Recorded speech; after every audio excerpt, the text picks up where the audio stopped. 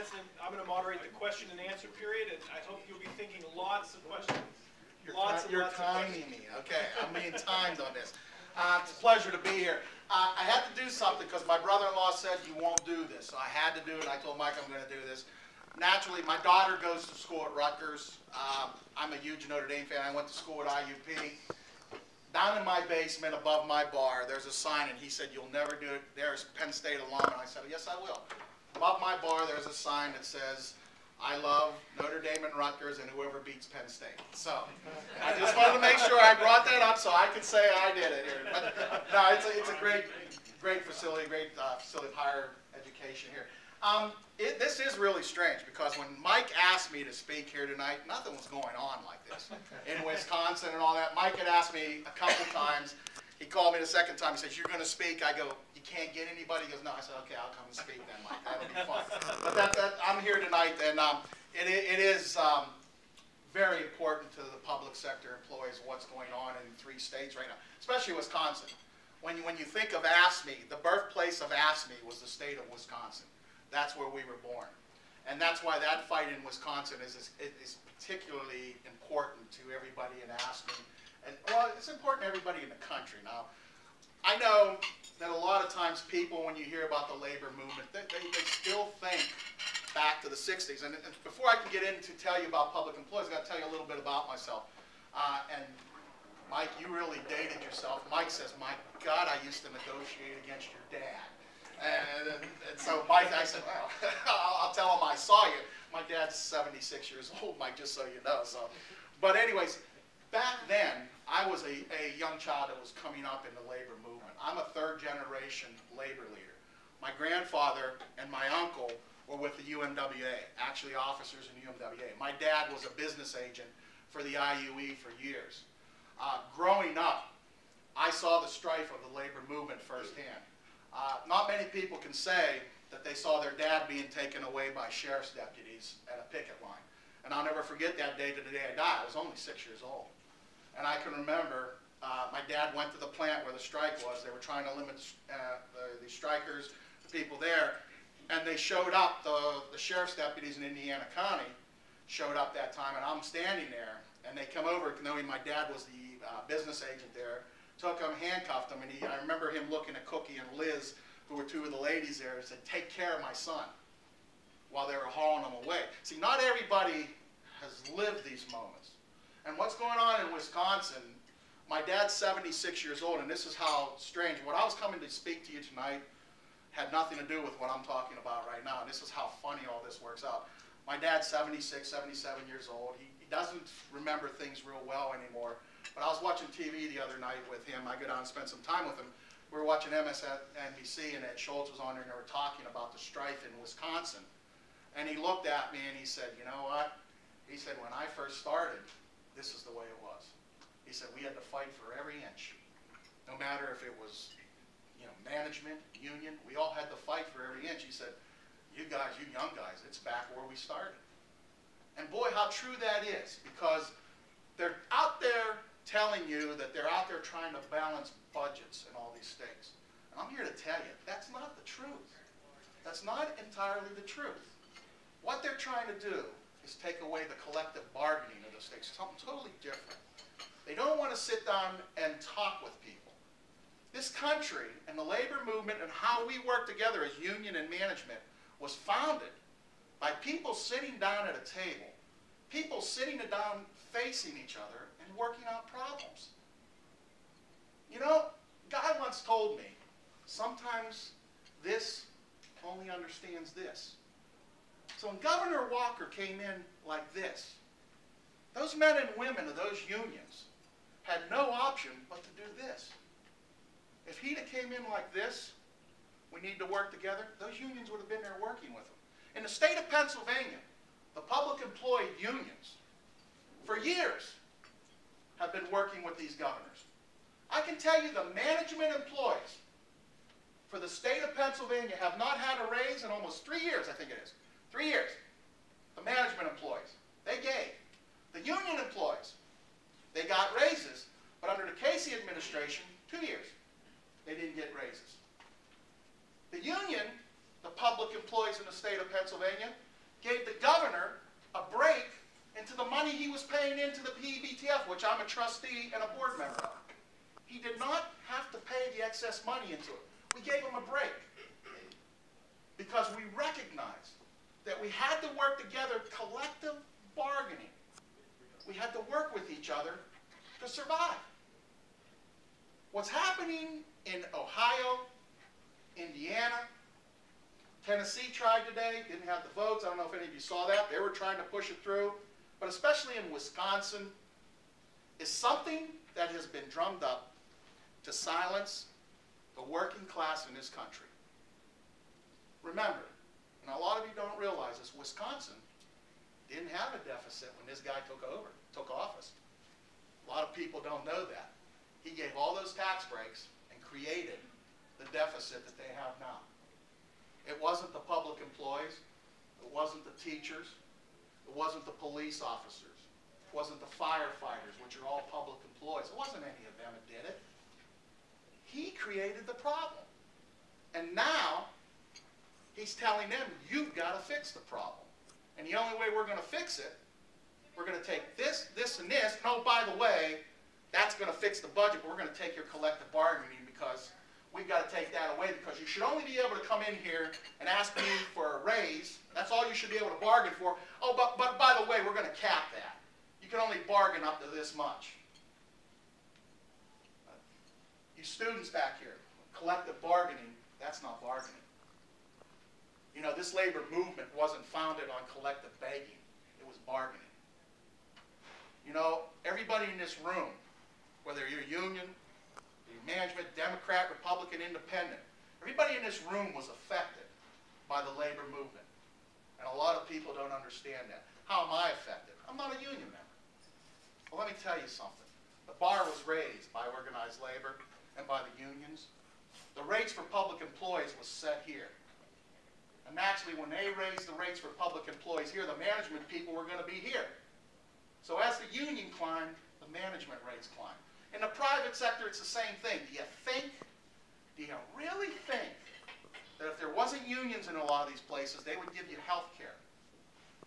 Do you really think they would do it out of the generosity of their heart? Do you really think they would give you sick time, vacation time? This was all fought for by the unions. And a lot of your parents, grandparents, aunts and uncles fought. I can tell you a person that died for it because I marched on that line, was in Fisher Scientific back in the late 70s when I was a young kid. Fisher Scientific had a strike. The guy's name was Jesse Miller. Jesse Miller was on strike. He stood in front of a truck to stop it from going. The guy ran him over, killed him right on the spot. One of the union people. I remember as a young kid marching there. Had no damn idea what I was doing because my dad told me I had to come. But you know what? When I was there, by the time I was listening to all the speeches and that done, I said, you know what? That's what this is all about. And it wasn't just union people who marched. I can remember Father Brady. He marched. Religious groups were there. Independent people were there. I can remember the college professors from IUP. They were there. Students were there. It was such an outrage over what happened. Sound familiar? Sounds like Wisconsin again? You're damn right it sounds like Wisconsin again. I told Mike I wouldn't get upset tonight because this isn't usually how I give my speeches. You know, I'm a little more boisterous. But what's happening there is a direct attempt to silence the middle class and the working families of this country. They know if they can win that battle, they know if they can win and take away their rights, that union will crumble. Because let's face it, they're not going to take dues out of their checks anymore. They're not going to collect. You have to go out individually. I need your dues. That's another thing that he's pushing through. A lot of people don't know. Well, you know, why are they upset? Well, let me tell you why I'm upset. It's a direct attempt. Because they know they'll break the unions. And if they break that union, let's face it right now. You've got radicals on the left. You've got radicals on the right. The radicals on the right now are in control. And they know if they can silence Dan, they know if they can silence me, they know if they can silence Mike, Bill, go around the room and silence people, Nobody to stand in their way.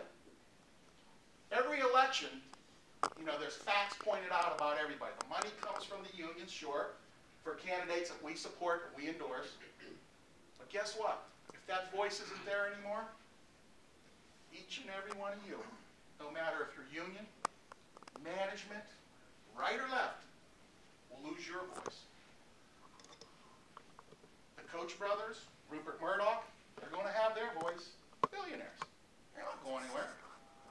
Everybody in this room had better hope that what's happening in Wisconsin, what's happening in Ohio, some sort of uprising in the middle class and working families in this country, had better take hold, and they better come out of there successful. Because guess what state's next? Now, I know I didn't do real well in geography, but you got Wisconsin. Illinois is great. It's a safe haven for everybody right now. It's like that game, remember, you used to play at your base. You know, all the Democrats can run there and they're safe. You know, so, but you got Illinois, you got Indiana, Ohio. Gee, what state's next? Right in succession. We're sitting right in the crosshair. Pennsylvania's a different animal. Pennsylvania's a totally different animal. Pennsylvania had a clear coalition put together well over a year ago, preparing for this moment. We are prepared. It hasn't happened here. Pennsylvania has moderate Republicans. Don White, my senator, said no way he would sign anything like that. Jeff Powell, no way. Bill Geist, or Geist down here in Altoona, no way. He said he will not sign any right-to-work legislation. So it's a little different because you have on both sides people saying it's not going to happen in Pennsylvania. Now, the governor said today, if a right-to-work bill makes it to his desk, he will sign it. He said he's not going to push for it, but if one gets to his desk, he will sign it. Which means that the money is going to be coming toward Pennsylvania. And look, so everybody knows, collective bargaining is not a federal issue, like people think. You know, I heard the other night, we even have commentators in this country don't even understand what collective bargaining is. You know, they were explaining it, and my wife says, why do you get so upset at the TV? I go, listen what they're saying. I mean, it's by state issue. It gives you that right through the states to collective bargain. The federal government doesn't have anything in this magic wand that says every state can have collective bargain. That's not how it works. And this commentator was sitting there, and it's on one of the channels that I watch, you know, MSNBC. I said, he's got it wrong. You know, but this is what we're facing. People don't understand when they're talking about eliminating collective bargaining what's going on. Let me tell you something else. Public employees. And public employees, they're near and dear to my heart because that's who I represent. I got 10,000 I represent in my region.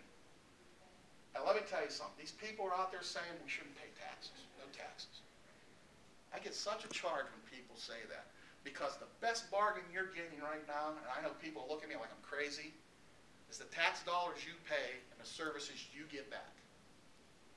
You know, I went and I spoke to a church group. And that was an experience. But I sat there and I told them, let's do away with all taxes. I agree with you. Because they had a guy from the Tea Party got to speak before me, you know, about taxes. And I said, let's agree with him. Let's do away with taxes. Okay, we're gonna do that. But here's what we're gonna do. We're gonna pay fees for every service you use in the Commonwealth of Pennsylvania. Because somebody's got to pay for it. You go out and drive on that road out there, that's the Commonwealth of Pennsylvania. So what we'll do is if you drive a car, when you go to register that car, you're going to pay a fee to drive on the roads of Pennsylvania. Okay? You want to go to the state parks? We're going to put gates on them. You got to pay a fee to go to the state parks. Oh, by the way, your water, which our people do, okay, you're going to pay a fee, an extra fee, to pay for that to make sure your water's clean. Oh, the DEP, you know, that's everybody does streams, make sure everything's clean out there. You're going to pay a fee for that too. Especially if you're a farmer, you're going to be spreading stuff out. We got to make sure everything's done right. So you won't pay taxes, but you're going to pay a fee. All right? Your police, by the way. Police. Well, if the police are going to patrol, you know, your areas, you're going to pay a fee to have police protection. Oh, and by the way, if you have fire in the cities You're going to pay a fee, and if so happens you need to use that firefighter, you're going to pay their costs. Because right now, you don't pay their costs. If that police officer shows up at your doorsteps, you don't pay an extra cost because he comes over to your doorsteps because maybe there was domestic violence or something there. You don't pay an extra cost, but you're going to pay for it now because we got no taxes to pay for it. Oh, by the way, you're military. Anybody thinks they're not public employees, you're wrong. You're going to pay for that. Tax dollars pays for all that. So when they're out there telling you that it's these nasty public employees that are creating all these problems. Oh, and by the way, the average AFSCME pension, national average AFSCME pension, these pensions that they're out there telling you are breaking this state, is $19,500. I want somebody in this room to live on $19,500.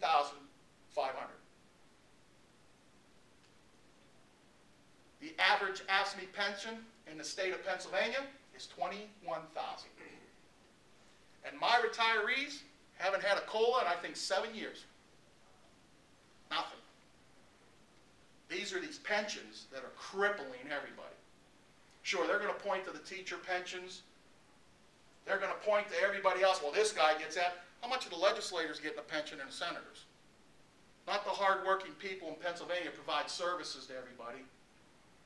Maybe somebody should start asking all them, what do you get in a pension?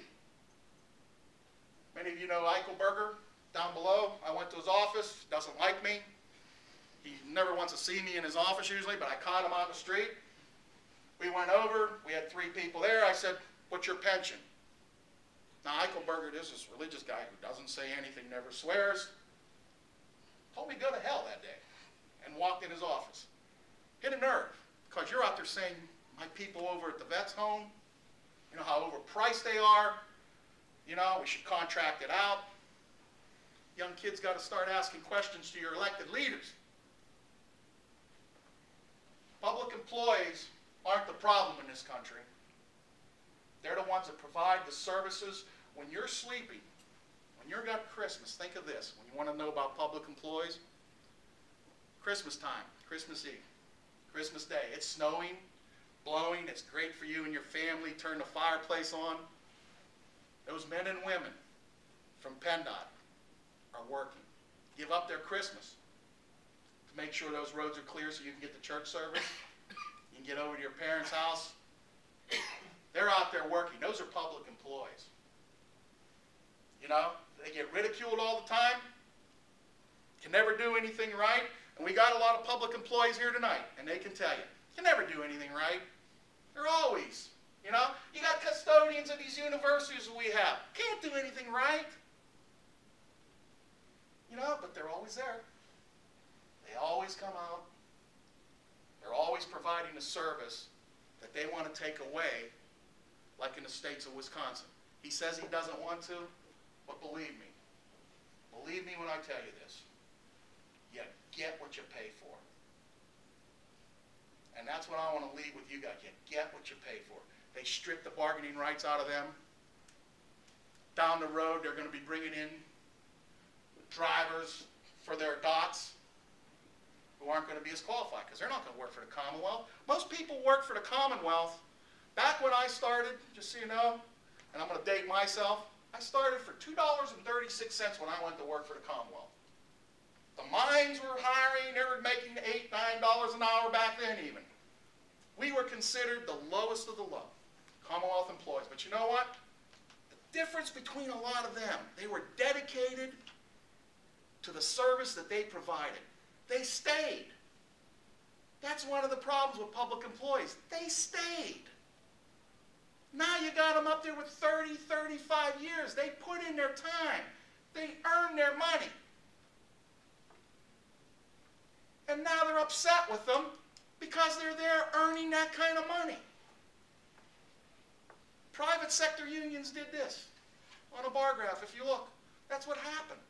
Public sector unions held the line and actually increased 1 year. We increased. Council 13, we actually gained members through our organizing. Want to know why? Because they want the security that we gave them. And that's all those people in Wisconsin want. They're willing to give in to the concessions. They even said it. All they want is their bargaining rights, which is their security. They want to have a voice. In this country, I'll leave you with this, because he's telling me I've got enough time. In this country, the United States of America, how can we cheer those in Libya, those in Egypt, Iraq, Iran? We cheer.